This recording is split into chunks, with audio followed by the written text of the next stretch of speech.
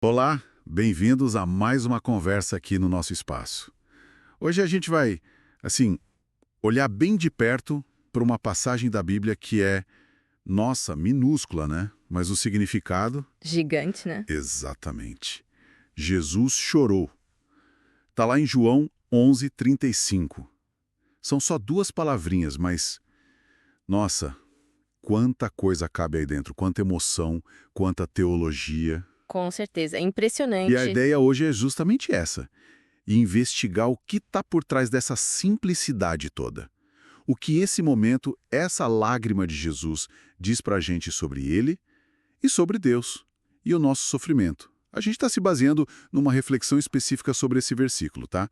É o nosso ponto de partida. Ok, vamos desembrulhar isso. Vamos lá. E é curioso, né? Porque é um versículo tão, mas tão curto que quase que força a gente a parar e pensar mais. A fonte que a gente está usando mergulha fundo nisso, tentando entender o que esse instante comunica sobre essa ponte entre o divino e a dor humana. É fascinante mesmo. Tão pequeno e gera tanta conversa, né? A primeira coisa é essa. Jesus chorou. Seco. Direto. Para a gente sentir o peso disso, tem que voltar na cena, né? Jesus chega onde Lázaro, o amigo dele, tinha sido enterrado. Já fazia 4 dias. 4 dias. Já havia um cheiro forte, segundo o texto, né? Exato. O clima era de luto pesado. Ele encontra as irmãs, Maria e Marta, arrasadas, claro, e tinha gente junto, amigos, vizinhos, todo mundo ali naquela tristeza. Uhum. E a reflexão que está guiando a gente descreve assim: diante do sofrimento de Maria, Marta e da morte de Lázaro, Jesus se comoveu e chorou. Não é uma coisa fria, distante. É um registro de emoção pura, sabe? Sim, visceral mesmo. Pensar nessas duas palavras, Jesus chorou, vindo da figura central do cristianismo. Isso ecoa de um jeito muito particular. Mostra uma humanidade ali, né? Bem palpável. E aí a gente entra nas implicações mais teológicas, né, que essa nossa análise explora. O que significa, de fato, Jesus chorar ali? A interpretação que a gente está seguindo vê isso como uma chave, uma revelação muito importante sobre quem é Deus. Que não seria indiferente, então. Exato. Longe de ser um Deus apático, sabe? Indiferente ao que acontece aqui. Esse choro sugere o oposto. A nossa fonte diz isso claramente. Deus não é distante nem frio. Hum, A lágrima de Jesus seria então um sinal de... de empatia profunda. O texto argumenta que Deus conhece a nossa dor, entende as nossas perdas e se importa com o que vivemos. Isso vai muito além de só, que pena. Sugere uma conexão íntima, uma participação na nossa condição. Nossa, participação é uma palavra forte. É, Como se Deus ali em Jesus validasse o nosso luto, a nossa dor, dizendo: eu tô vendo, eu sinto isso com você.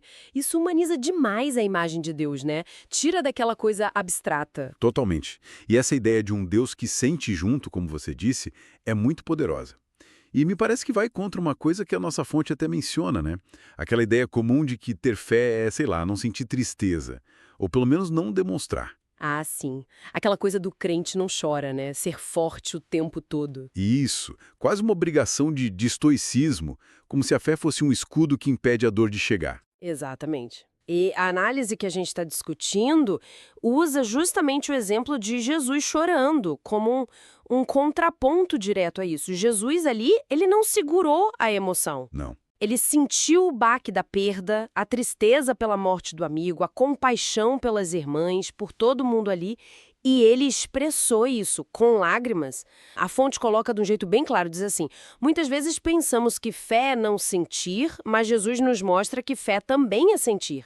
É chorar e ainda assim confiar que Deus tem o controle. Exato. Essa combinação, né, é aí que a coisa fica interessante para mim. A leitura não diz que a dor invalida a fé. Nem mesmo. E nem que a fé exija que a gente não sinta nada. Pelo contrário. O exemplo de Jesus mostraria que é humano sentir a tristeza a fundo e, ao mesmo tempo, manter a confiança em Deus, num propósito maior, mesmo que a gente não entenda na hora. A fé não apaga o sentimento, mas talvez o coloque dentro de um quadro maior de confiança. É isso que a fonte sugere. Perfeitamente. Essa é a essência da interpretação. Fé e sentimento não se excluem. podem e muitas vezes precisam coexistir na nossa experiência com as dificuldades. A confiança em Deus nessa visão não é negar a dor. Uhum. É mais como uma âncora, sabe? Que permite a gente atravessar a tempestade sem afundar completamente. O choro de Jesus valida a dor, enquanto a postura geral dele, claro, dentro da fé cristã, aponta para essa confiança que está ali por baixo. Faz sentido. E essa leitura vai além, né? A análise conecta esse choro com o que vem logo depois na história. Isso mesmo. Se a gente amplia um pouco o foco para além só do versículo 35, a interpretação ganha mais uma camada. O choro de Jesus, por mais humano e empático que seja, não é a última palavra ali. É quase como um prelúdio, sabe, carregado de emoção para o que vem a seguir. Que é o milagre. Exato. Essas lágrimas correm um pouco antes de Jesus fazer uma das coisas mais impactantes, trazer Lázaro de volta. A nossa fonte vê essa sequência como muito significativa. Ela argumenta que o choro de Cristo aponta para uma esperança maior, porque logo depois ele ressuscita Lázaro, provando que o poder da vida está em suas mãos. Ou seja, as lágrimas não são sinal de derrota. De jeito nenhum. Não são sinal de impotência final. O significado que se tira disso é forte. A mesma pessoa que chora junto com empatia profunda é a que, momentos depois, mostra ter poder sobre a morte. Uau! A compaixão e o poder não se anulam. Eles coexistem ali em Jesus, segundo essa leitura. Não é um Deus que só se compadece de longe. É um que entra na dor e, ao mesmo tempo, tem a capacidade de intervir e mudar tudo radicalmente. O choro valida o sofrimento e o milagre aponta para a esperança que vai além do sofrimento. Essa combinação, empatia profunda e poder transformador, isso leva a reflexão para um lugar muito pessoal, né? De consolo mesmo. A própria fonte faz essa ponte, não faz? Diz algo como, então, quando você estiver vivendo dias difíceis, lembre-se. Como é que essa imagem de um Jesus que chora e também age pode trazer alento para quem está no meio do problema, passando por um luto, uma doença, uma angústia? Eu acho que o consolo, pensando a partir dessa análise, vem justamente dessa mensagem dupla. Primeiro, tem uma validação enorme da dor. Sabe, a ideia de que seu sofrimento, suas lágrimas, não são ignoradas por Deus. Isso já ajuda, né? Muito. A fonte usa até uma linguagem bem íntima. Jesus não apenas vê suas lágrimas, ele também chora com a pessoa. Só isso já pode ser um bálsamo contra aquele sentimento de solidão na dor, sabe? Aquela sensação de que ninguém entende de verdade.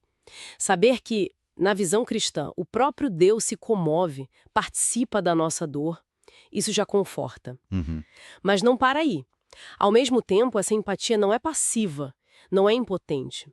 A fonte faz questão de dizer que, enquanto ele chora junto, ele tem poder para transformar a história. Certo. Então, o consolo não é só de companhia na tristeza, é também de esperança ativa.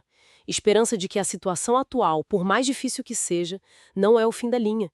De que existe um poder capaz de reverter perdas, de trazer vida onde parece só ter morte. É essa junção, a compaixão que acolhe e a capacidade que pode restaurar. Acho que é esse o núcleo do consolo que a fonte propõe. É uma dinâmica poderosa mesma, acolhida na dor e promessa de intervenção. E a conclusão da fonte meio que amarra isso, né? Suas lágrimas não passam despercebidas diante de Deus.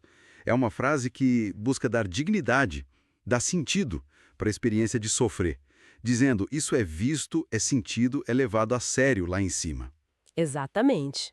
Então, o que a gente tira dessa nossa conversa, olhando para essa reflexão, a gente viu como um versículo minúsculo, Jesus chorou, é lido como uma janela para a humanidade e empatia de Jesus, refletindo a sensibilidade de Deus. Uhum. A gente explorou como isso valida expressar o que a gente sente, mesmo o mais difícil, dentro da fé, mostrando que sentir e confiar podem caminhar juntos. Sim, sem culpa. E por fim, a gente viu como essas lágrimas nessa leitura não são de desespero, mas elas estão ali junto com o poder divino que aponta para a transformação, para a restauração, simbolizado pela ressurreição de Lázaro.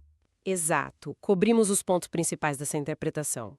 E talvez a reflexão final que essa análise deixa, assim, pairando no ar, seja justamente sobre como a gente lida com a tensão que essa própria mensagem traz. Porque a fonte diz, Jesus chora junto e ao mesmo tempo tem o poder de transformar. Isso é central. Certo, a dualidade. Isso, considerando essa dualidade, a empatia profunda e poder soberano, como que entender esse Deus que chora com a gente pode moldar o jeito que a gente lida com a espera, com a angústia, justamente naqueles momentos em que a transformação que a gente quer não vem, ou não vem do jeito que a gente esperava. Boa pergunta. Se Deus sente a nossa dor tão de perto, mas também tem o poder de aliviar e nem sempre o faz na hora, como que essa tensão aparente afeta nossa relação com Ele? Nossa oração, nossa confiança no meio da dificuldade que se arrasta. A fonte não detalha como resolver isso, mas ela deixa a questão ali, implícita. Como conviver com Deus que é, ao mesmo tempo, solidário na dor e poderoso sobre ela, especialmente quando a dor continua. É algo que fica ecoando, né? Um convite para a gente pensar que sai direto dessa análise do Jesus chorou.